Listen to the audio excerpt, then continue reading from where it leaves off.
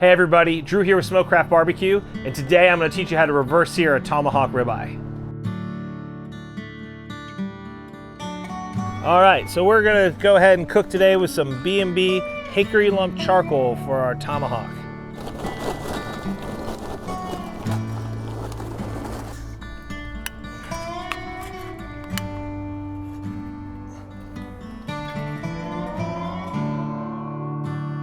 This Tomahawk Ribeye we're going to cook today in a reverse sear style on our 270 GS grill smoker.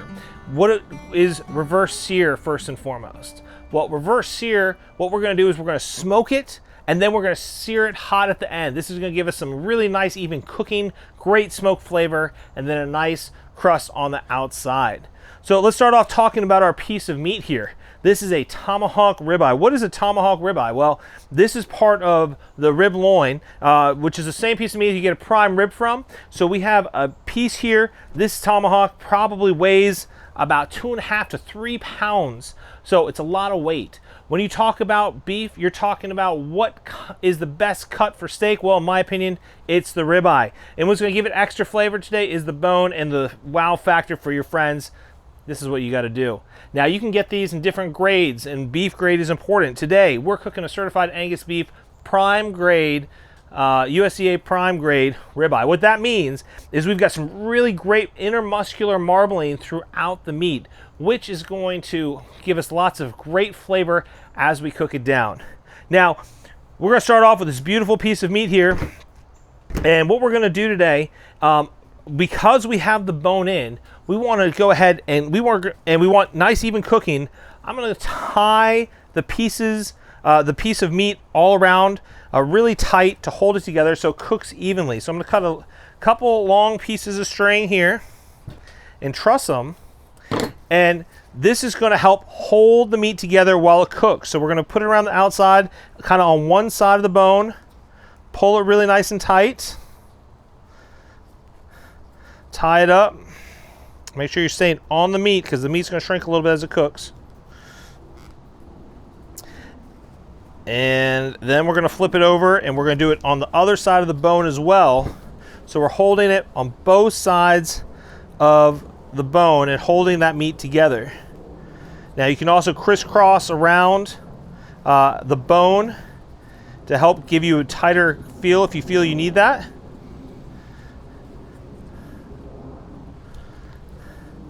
But I feel like that, just those two pieces right there are going to do us really well holding this together as we cook. And I'm going to just cut off that excess string here so it's out of the way, it doesn't catch fire over our flames. All right, so I have our ribeye here, and man, this is just such a nice, great looking piece of meat. So what we're going to do here is we're going to start off, we're going to put a little duck fat cooking spray. Duck fat has got a really high cooking heat temperature, so it's not going to burn. It makes it really great on ribeyes.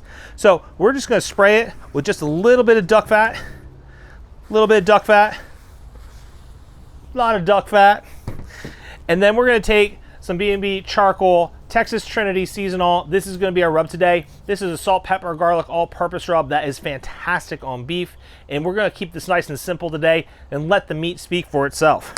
So we're going to go ahead and season this. You want to season and shake from up high. Common misconception about rub is that you want to rub it in. You don't want to rub it in, you just want to let it sit on top of the meat. This way, by letting it sit on top of the meat, we're not going to clog the pores of the meat as it cooks. We're going to go ahead and we're going to season all sides of it. And we're going to put a pretty good heavy coating on here because we want some really great flavor when we bite into it. And a lot of the meat inside is not going to get this flavor all the way down into it.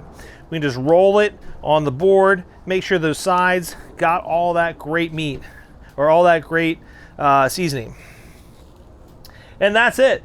We're going to sit here, we're going to let all this flavor soak in for about 30 minutes to 30 to 45 minutes as we let the meat also begin to come up to room temperature.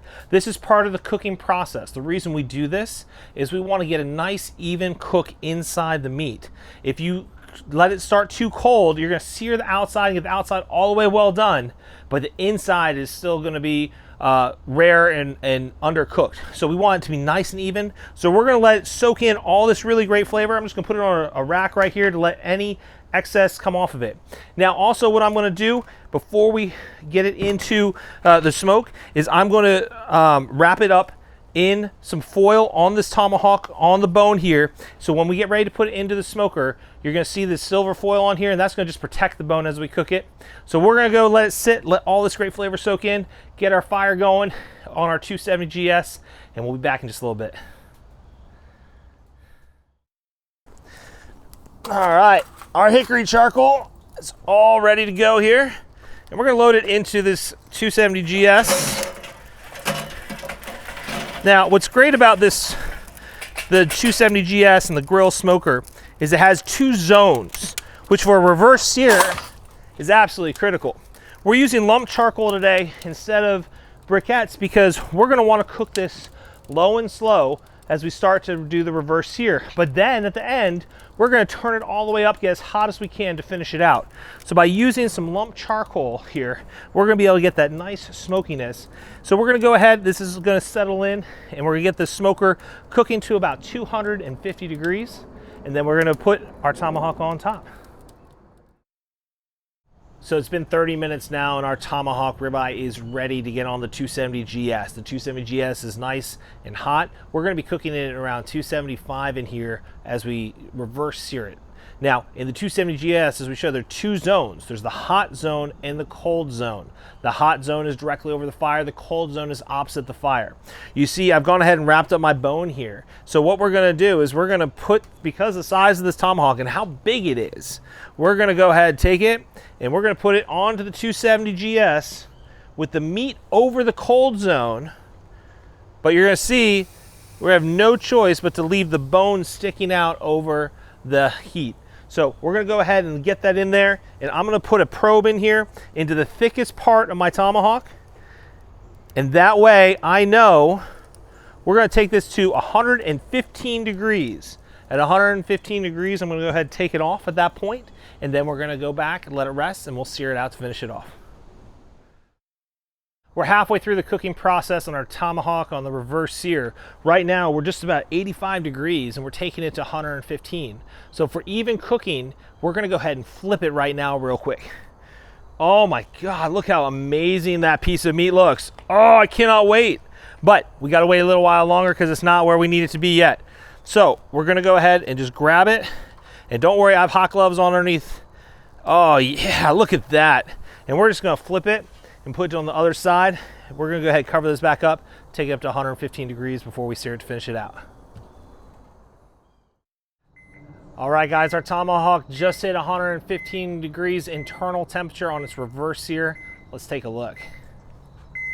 Oh my God, look how great that looks. I'm so excited. So this tomahawk, we're gonna go ahead right now. It's at 115 degrees. So we're gonna go ahead and take it out right now.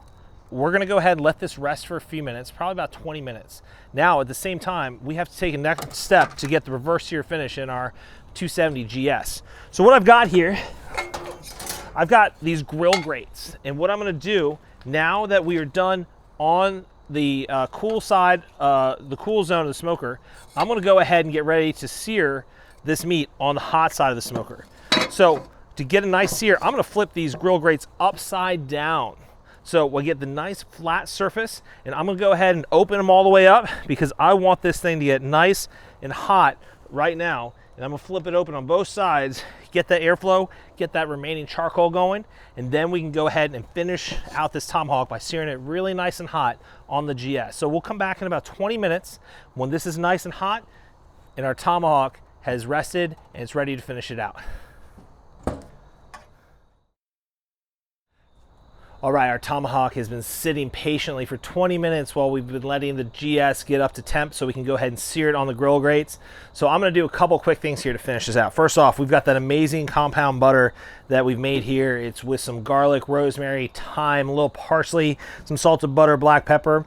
And I've had this sitting in my fridge. So I'm gonna go ahead and just cut into it real quick. And I'm gonna cut a couple quick slices here. What I'm gonna do with these first couple slices here that I've got is I'm gonna go put these right on top of those grill grates just to grease them up and start getting some really great flavor on them. And then at the same time, when we flip over the tomahawk, we're gonna put a piece on top of it to finish it all out and make sure it gets all that great melty flavor. So let's go ahead, let's throw these on the grill grates. Let's get this grate all flavorful and ready to take on this piece of meat. Let's take a look. Oh yes. All right, so we're gonna take a couple pieces of butter. Oh yeah, and just get it all on here. Get it all over that grill. Oh man, the smells. So good. Just think about this if you're searing in a pan at home. Oh yeah, some flames.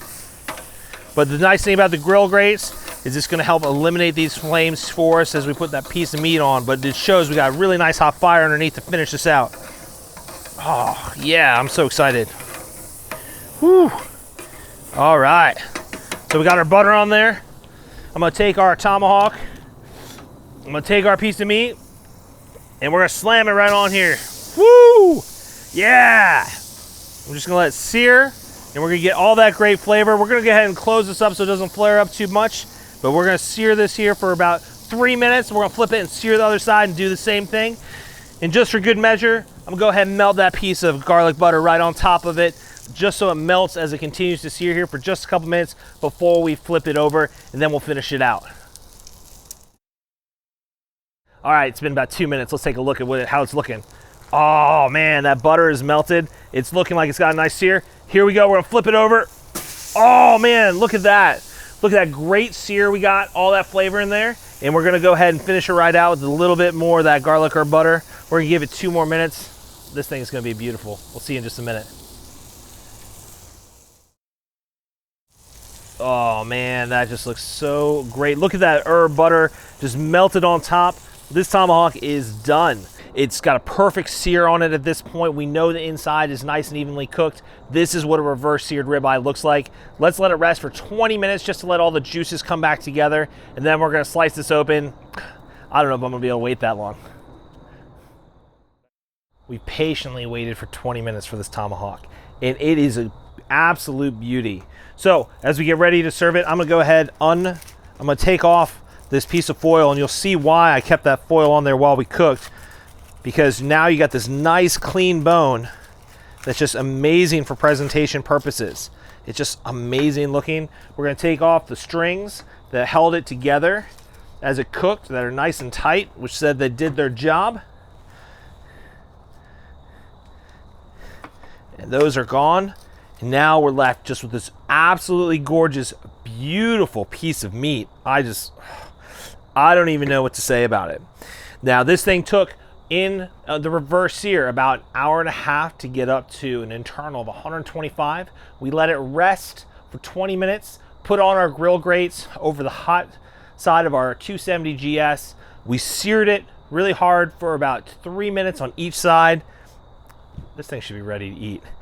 So first thing with the tomahawk, we're gonna go ahead, we're gonna cut off the bone. I know that seems like sacrilege, but we have to eat the meat somehow.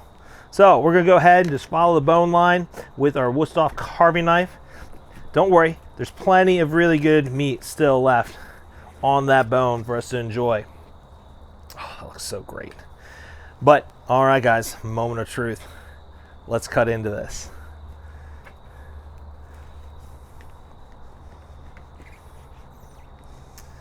Oh man, this looks just so amazing.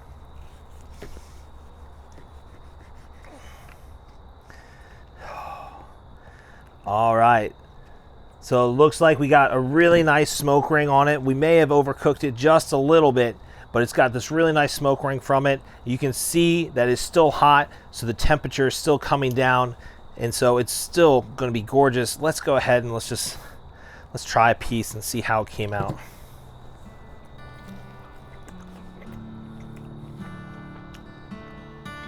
Man, oh man. That is an excellent steak right there. Man, that flavor, you get that smoke, you get that salt, pepper, that garlic. Folks, I highly recommend you try this at home. We look forward to seeing you guys next time.